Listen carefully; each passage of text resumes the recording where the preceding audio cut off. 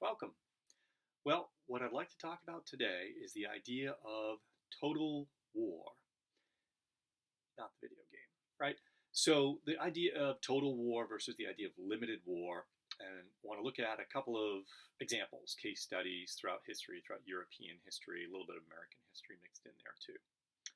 So, the idea of total war is that the total society is committed to the war, not just a small portion of society, not just the fighting men, but everybody civilians, men, women, old people, children everybody's got to be involved in the war somehow. And because of that, everybody's involved in the war. That means everybody is potentially a target in the war, including civilians. And so, this is another aspect, a troubling aspect of the idea of total war. Another element of total war is the idea that all the resources of the nation are committed to victory. It's not going to be a war where you fight with one hand tied behind your back. And finally, the last major element of total war is the idea that there's going to be no halfway measures. This is a war for survival. This is a war to the bitter end. There's not going to be any negotiated settlement. There's not going to be any partial victory or partial loss. It's going to be all or nothing. On the other hand, in the early modern period, we have 18th century wars in Europe and the United States that stand as examples of limited wars, the wars where the aims were limited, the goal was not to completely destroy the other side. There were really kind of cold calculations about whether the war was worth fighting or not. There were wars over specific colonies or specific trade routes. And so, to my mind, one of the best examples of that is the 7 Years' War, which in the United States is known as the French and Indian War, the part of it that's fought in the United States and what's now the United States and Canada. And in the 7 Years' War, there were kind of rules of warfare. Civilians were not directly targeted. Usually, there are exceptions, particularly in the French and Indian War. There was some pretty savage fighting between the colonists and the Native Americans. But for the most part, you didn't have real direct attacks on large civilian population centers in Europe and in the colonies in North America. And so this represents the idea of limited war, that the countries involved didn't go all in to wipe each other out. And likewise, the American Revolution. During the American Revolution, there were not large-scale attacks on civilians by the British or the Americans. Again, you can find exceptions to this, particularly along the border between the colonial territory and the native territory. There was some real ugly fighting going on in the Appalachians, and there were some guerrilla outfits, particularly in the American South. But it's nothing like what you saw, for example, in the 30 Years' War in terms of civilian populations being starved out, being attacked. The officers had pretty good control over their troops. There was an idea that there were a set of rules that you followed. You treated prisoners in a certain way. Again, this isn't perfect. The prison ships in the 18th century were horrible places. But there was a sense, particularly for the officer class, the nobles and the high-ranking people, there was a sense that you should treat prisoners properly, that there was a right way to do things.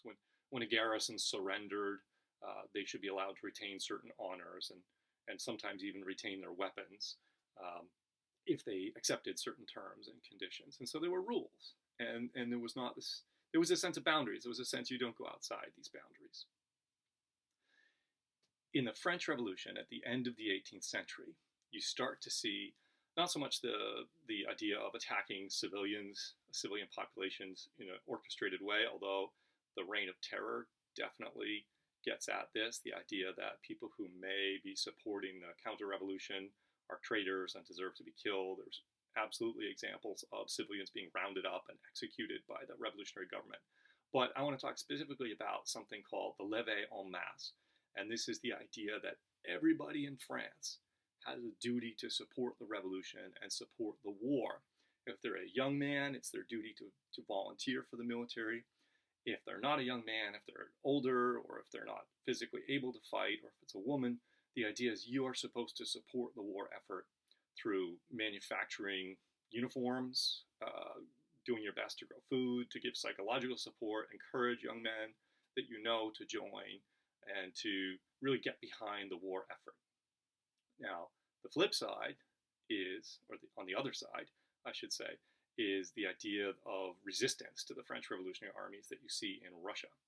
When Napoleon invades Russia in 1812, the Russians engage in a policy of scorched earth, where they destroy the countryside as they retreat to deny the ability of the French army to supply itself. So farms are burned, wells are poisoned, animals are slaughtered, and so the French army doesn't have fodder for the horses, they don't have food and water for the men, they don't have shelter. And the climax of this is when the French army captures the Russian city of Moscow, and the Russians themselves set it aflame and destroy the city, denying it to the French, so the French are forced to retreat as the Russian winter closes in. Ultimately, this results in the destruction of the French army. So it's a very effective tactic, but it comes at a very, very high price for the Russians.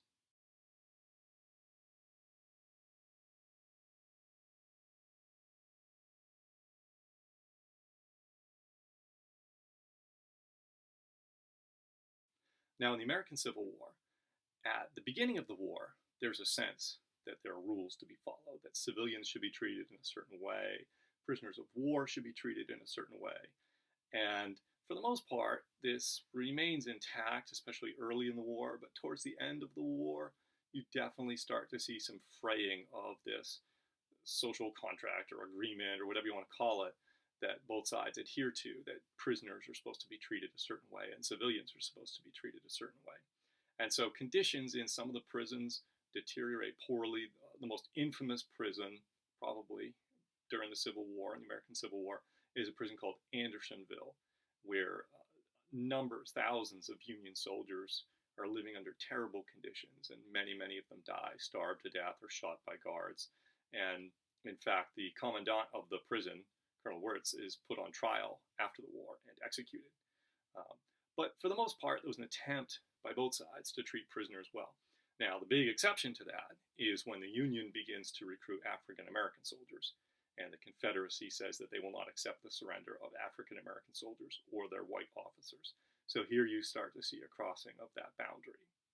You also see a crossing of that boundary on the part of the Union in 1864, when the Union starts to engage in a policy of destroying supplies, tearing up railroad tracks, and looting and attacking civilian farms. Now, again, there's not a policy of attacking the civilians directly, although that happens. There are people who are killed, there are rapes, there are crimes that happen against individuals, violent crimes.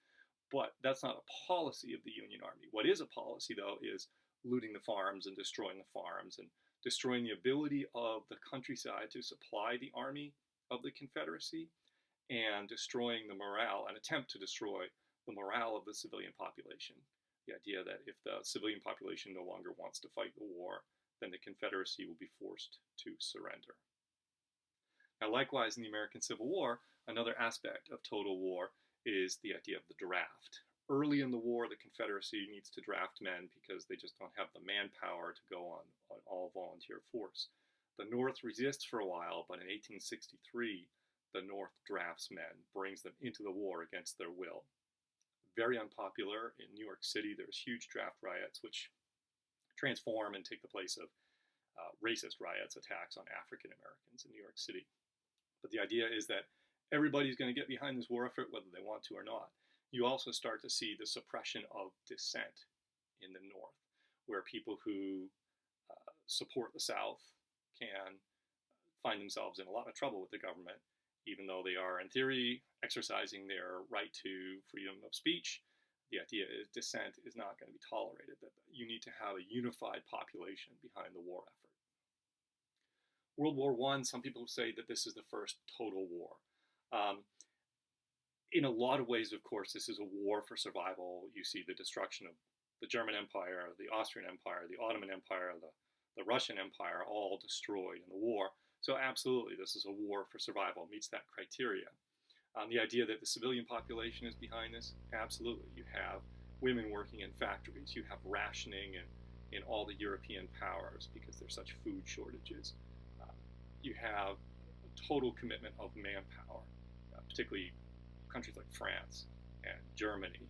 You see a huge percentage of the young men going into the military.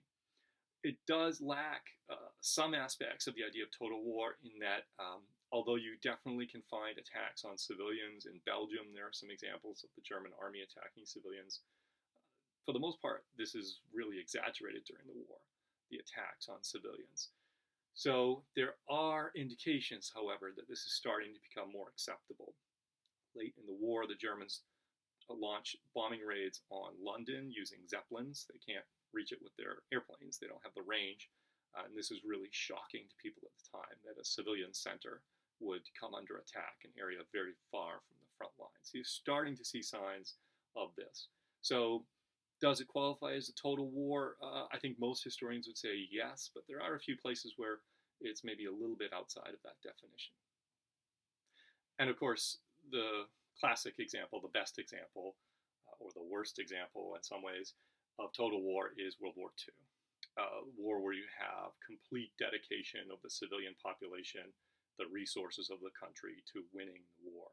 Even in a wealthy nation far from the front lines like the United States, you have rationing of gasoline, sugar, eggs, butter, meat, rubber for tires. And so everybody's supposed to collect rags to be processed into paper cloth maps. You have scrap metal drives.